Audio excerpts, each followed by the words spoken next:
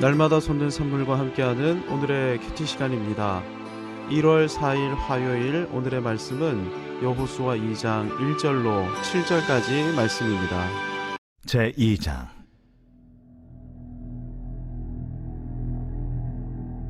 눈의 아들 여호수아가 시딤에서 두 사람을 정탐꾼으로 보내며 이르되, 가서 그 땅과 여리고를 엿보라.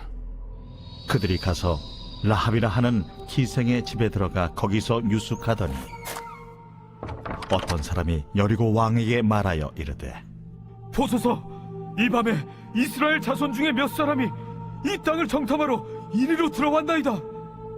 여리고 왕이 라합에게 사람을 보내어 이르되, 내게로 와서 네 집에 들어간 그 사람들을 끌어내라. 그들은 이 온 땅을 정탐하러 왔느니라. 그 여인이 그 두 사람을 이미 숨긴지라 이르되, 과연 그 사람들이 내게 왔었으나 그들이 어디에서 왔는지 나는 알지 못하였고, 그 사람들이 어두워 성문을 닫을 때쯤 되어 나갔으니 어디로 갔는지 내가 알지 못하나 급히 따라가라. 그리하면 그들을 따라잡으리라 하였으나 그가 이미 그들을 이끌고 지붕에 올라가서 그 지붕에 버려놓은 3대에 숨겼더라. 그 사람들은 요단 나루터까지 그들을 쫓아갔고 그들을 뒤쫓는 자들이 나가자 곧 성문을 닫았더라. 2022년을 시작하면서 하나님께서 우리에게 주신 말씀이 여호수아입니다. 여호수아는 출애굽 2세대를 이끌어 가나안 정복 전쟁을 지휘했던 이스라엘의 지도자입니다. 원래 이름은 구원을 의미하는 호세아였는데요. 모세에 의해 새 이름을 갖게 된 것이 여호수아입니다. 이름의 뜻은 여호와는 호세아, 구원이시다인데, 여호수아를 헬라어식으로 표현한 단어가 예수입니다. 즉 예수님의 원래 이름, 히브리식 이름은 여호수아인 것이죠. 여호수아는 출애굽 1대 지도자 모세를 이어 지도자가 된 2대 지도자입니다. 이미 모세 때부터 2인자의 자리를 지키고 있었던 준비된 지도자가 여호수아였는데요. 여호수아의 이름이 제일 먼저 등장하는 사건이 아말렉과의 전투 사건입니다. 아말렉이 출애굽 이스라엘을 급습했을 때 이스라엘 군대를 진두지휘하며 맞서 싸웠던 군사령관이 여호수아였죠. 당시 모세는 아론, 훌과 함께 이스라엘의 승리를 위해 중보하며 기도하고 있었습니다. 이미 여호수아는 뛰어난 군사령관의 자질을 갖추었던 지도자였던 것이죠. 아말렉과의 싸움은 향후 여호수아의 리더십에 큰 영향력을 행사한 사건이 되었는데요. 거룩한 전쟁을 어떻게 치르는가에 관한 가장 훌륭한 답이 아말렉과의 싸움이었던 것입니다. 저와 여러분의 믿음의 여정, 영적 전쟁도 이 원리에 의해 진행돼야만 합니다. 목숨을 건 전쟁과 끊이지 않는 기도가 그 정답이죠. 영적 전쟁을 어떻게 싸워 이긴다고요? 2022년도를 포함해 우리의 모든 영적 전쟁은 이 원리에 의거해야 하는데, 그 원리가 목숨을 건 전쟁과 끊이지 않는 기도인 것입니다. 실제 여호수아는 이스라엘 군대를 이끌고 목숨을 걸고 싸웠습니다. 물론 이스라엘의 승리는 모세의 끊이지 않는 중보 기도에 의해 좌우되었죠. 모세가 손을 들어 기도하면 이스라엘 군대가 아말렉을 이기기 시작했습니다. 반대로 모세가 피곤하고 지쳐 손을 들지 못하고 기도를 쉬기 시작했을 때 이스라엘 군대의 손이 약해져서 아말렉에게 밀리기 시작했었습니다. 하나님의 도움의 손이 역사하셔야 이길 수 있습니다. 하지만 목숨을 건 싸움은 계속 진행돼야만 하는 것이죠. 싸움을 포기하게 되면 기도는 무의미하게 되는 것입니다. 목숨을 건 싸움과 간절한 기도, 이 두 가지는 항시 병존해야만 하는 것이죠. 여호수아는 성경에 등장하는 시작부터 위대한 지도자의 면모를 가지고 있습니다. 하지만 모세의 카리스마가 워낙 출중했고 모세가 왕, 제사장, 선지자적인 역할을 모두 감당했기에 여호수아는 감히 스스로를 모세에 견줄 수 없었습니다. 그래서 하나님께서 자신을 모세의 지도력을 계승하는 이스라엘 2대 지도자로 자신을 지목하셨을 때 여호수아는 심히 두려워 떨 수밖에 없었던 것입니다. 하지만 하나님께서 여호수아에게 기대하신 지도력의 방편은 매우 단순하고도 명확했습니다. 여호수아의 주제 선구가 1장 8절인데요. 이 율법책을 내 입에서 떠나지 말게 하며 주야로 그것을 묵상하여 그 안에 기록된 대로 다 지켜 행하라. 그리하면 내 길이 평탄하게 될 것이라. 내가 형통하리라.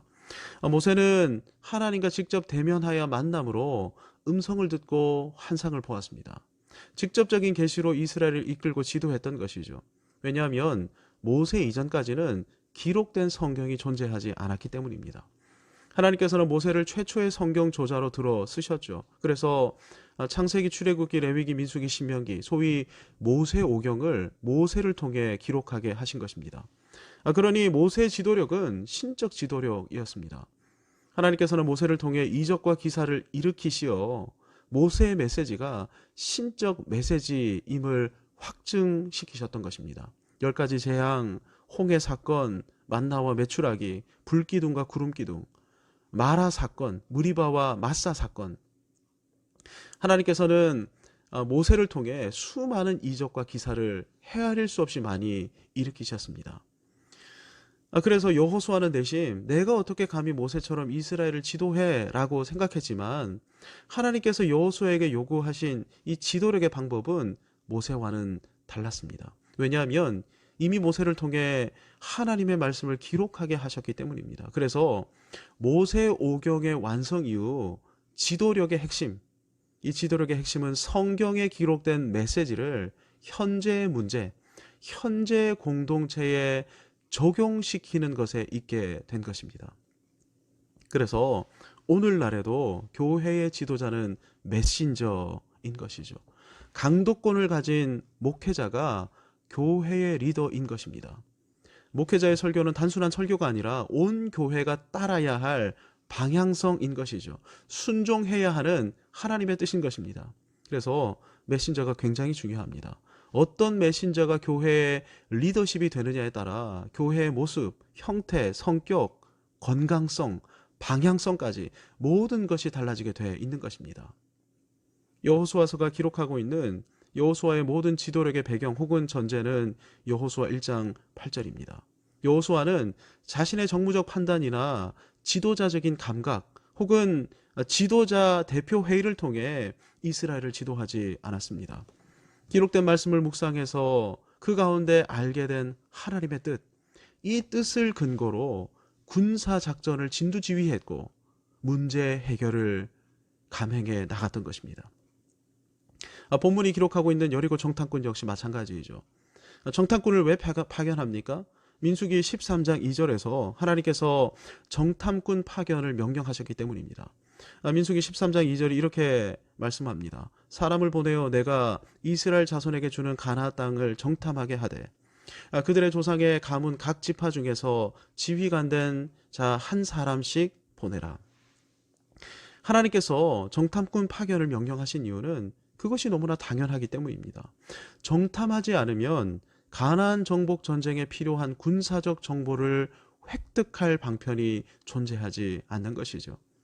전투나 전쟁에 있어서 매우 중요한 것이 정보입니다. 지피지기면 백전불태라. 적을 알고 나를 알면 100번 싸워도 위태롭지 않게 되는 것이죠. 그래서 정보를 취급하는 부서 요원들은 최정예 요원들만을 선발해서 뽑는 것입니다. 미국의 CIA, FBI, 영국의 MI5, MI6, 우리나라의 국정원 최고 엘리트들만으로 구성되어 있죠. 민수기에서도 정탐꾼의 조건은 각 지파의 지휘관이었습니다. 각 지파에서 가장 준수한 인물을 정탐꾼으로 가려 뽑게 하신 것입니다. 최고의 요원이 정탐해야 들키지 않고 정탐할 수 있습니다. 최고의 요원이 정탐해야 제대로 된 정보를 파악할 수 있게 되죠. 적의 규모, 병력, 갖추고 있는 전쟁 물자, 전쟁 시의 진출입로, 적의 강점 혹은 적의 약점, 파악해야 할 정보가 한둘이 아닙니다. 이스라엘은 이 정탐꾼의 정보를 바탕으로 가나안과의 전쟁을 치러야 하죠. 여리고 전투 역시 마찬가지인 것입니다. 정확한 정보를 바탕으로 전투를 치러야 하는 것이죠. 우리가 믿음의 길을 걸어갈 때 잊지 말고 기억해야 할 것이 이것입니다. 목숨 걸고 전투에 참전해야 하고 아울러 끊임없이 기도하면서 전능하신 하나님께서 능력의 오른손으로 역사해 주시길 바라면서 기도하는 것 말입니다. 원하는 대학에 진학해 원하는 전공을 공부하려면, 소위 꿈을 이루려면 최선을 다해 공부하고 연구하고 훈련하면서 동시에 간절히 기도해야 하는 것입니다. 아무것도 하지 않고 배짱이처럼 하나님께서 알아서 하신다, 이렇게 말하지 말아야 하는 것입니다. 믿음은 하나님의 일하심과 전능하심을 믿기에 최선을 다해 준비한 다음 두려워하지 않고 도전하는 것입니다. 세상 사람들은 최선을 다해 준비했음에도 불안해하고 두려워하고 근심하고 염려합니다. 그들이 의지하는 것은 그저 부족하고 연약한 자기 자신밖에 없기 때문입니다. 보잘것없고 초라한 스스로의 노력만을 의지하면서 살아가기에 불안과 염려에서 헤어날 수가 없는 것이죠. 사람은 누구나 자기의 연약함을 알지 않습니까? 하지만 우리는 하나님의 전능하심을 믿고 신실하심과 선하심을 믿습니다. 그래서 하나님을 사랑하는 자, 그 뜻대로 부르심을 입은 자들에게는 모든 것이 합력하여 선을 이루느니라, 이 말씀을 신뢰함으로 폭풍 속에서도 평안히 눕고 자기도 하는 것이죠. 실제 오늘 말씀을 보십시오. 정탐꾼이 여리고에 입성하자마자 첩보를 입수한 여리고 왕이 정탐꾼들을 뒤쫓기 시작했습니다. 정탐꾼은 목숨이 위태로운 상황으로 내몰리게 되었죠. 하지만 하나님께서는 정탐꾼들을 보호해 주십니다.